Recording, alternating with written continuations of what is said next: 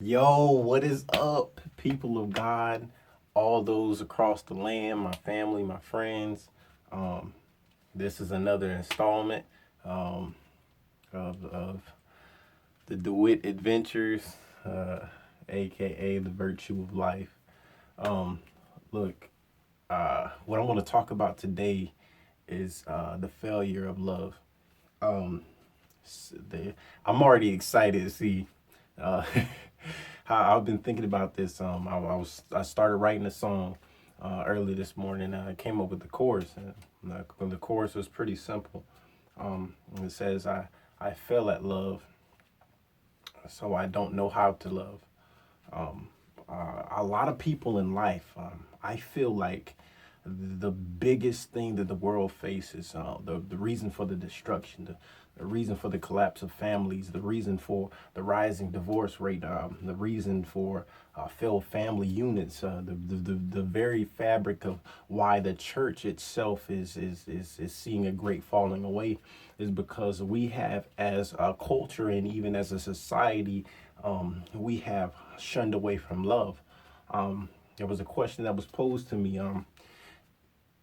If if you had it, if you had it all to do over again, are there some things in your life you would do differently? Of course, everyone would say yes. But the biggest thing that I found is that people said they would love better. A lot of people along their life, they've seen the harsh reality of life. They only seen the worst of life. So in life, all they knew how to do was cut themselves off from people around them so that they can protect the love they have. But see, it's in reverse for the people of God. We have to learn how to project love and not protect it. See, yeah, you can get me started already, but there is a beauty about love. There is a very absolute concept that formulates the very substance of who we are. It is the very thing that pushes up out of our humanness, our willingness to live.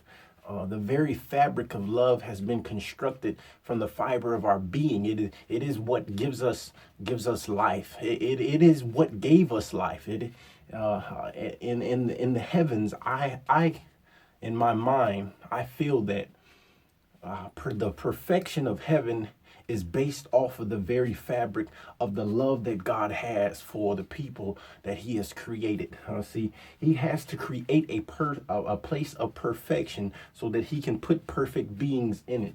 And in order to have a place of perfection, there has to be love. Oh my God. See, you can't have anything in life. Uh, Most things in life are held together by love. Uh, let's be honest. If it's a marriage, if it's a relationship, a boyfriend, a girlfriend, whatever it may be in life, if it's a pet, it is held together by the very fabric of love. See, a lot of the believers of Christ are getting caught up in the concept of religion. Don't get me wrong. Don't get me wrong. Religion has its concept and it has its construct. It is for discipline. It's for training. It's for knowledge to give us an understanding of what we do and why we do what we do. But what really is the basis of life is all based on relationships. It's how we interact with the things around us, how the things around us interact with us, and those things are very based simply. When a mother has her child, the way she grooms him, and the way she treats him, and the way she constructs him, and the way she molds him, along with a father and a family unit, it has to be done so in love. You can't tell a kid not to do something and not then tell them why. But then if you tell them why, you have to do so in love so they don't feel as though what they have done is the absolute worst of life. There are many things in life that can be categorized as worst to greatest, but we look at life in a very in a very constructive manner. Um, this guy gave me a list one time, and he told me write the things in life that that you know are wrong, that you can see with your plain eye and say, that's wrong, that is not right, that is not the way it should be. And then he told me, take another look at that same picture, or that same concept, or that same construct, and then tell me what's right about it.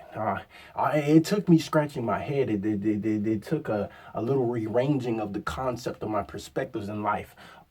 This is the very thing that we need to do. Our perspective has to change. We have to learn how to love that person that we know hates us. We have to learn to love that annoying boss. We have to learn to love that mother and father that has been absent in the very struggle and the pain. See, the beauty of love is never shown until the situation gets ugly.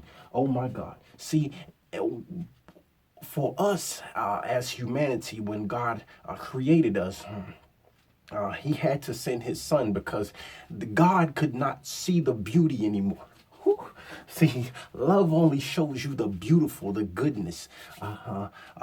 For us, God couldn't see the beauty anymore. So when his son died, and in our place as a sacrifice, another thing, love equals sacrifice.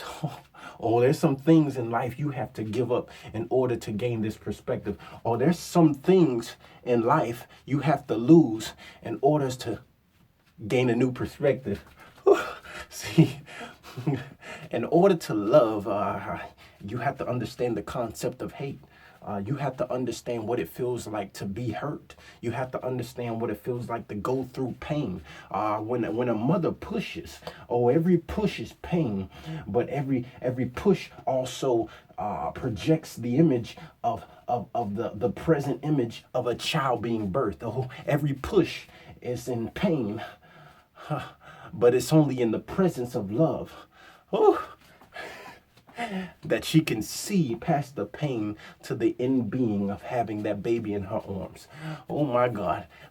See, the fabric of love of God loving us so much. That he gave his only son. Now, he gave his only son so that when he looks upon humanity and he sees us, he only sees through the blood the goodness of what he has created. Yeah, the goodness of what he has created beyond the reality of the situation that it is currently facing. The reason for poverty in the world that we live in is because nobody has the compassion to love beyond the situation that they see the people are in. The reason for the lack of uneducated children that are now coming through in this next generation is because the concept of people, we have lost the very love and the fervor to see our kids grow. See, the failure of love is in not loving. Oh my God. See, love is an action word. It takes something in you. It takes something deep in you to love. See, the real type of love is loving through it all.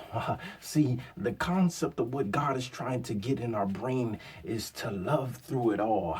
He's trying to teach us an agape love, an endless love, a love that loves beyond what we can see, a love that loves beyond what we can hear, a love that loves beyond what we feel. Because see, love, it takes a part of you. It takes a part of you you have to give up in order to get that type of love. And I wanna give a keen perspective on this type of love. This type of love is rare, but it is also in the fabric of our being. And my challenge is to the people all out there across this broad spread earth. I challenge you to be a lover. I challenge you to show compassion. I challenge you to be the gift that keeps giving. I challenge you to love this world back to life. I want to give a shout out to my mom. Happy birthday. I know your birthday is coming up. I love you so much. Love my family. Hope to see you all soon. This is the Wit, aka the Virtue of Life. I'm out.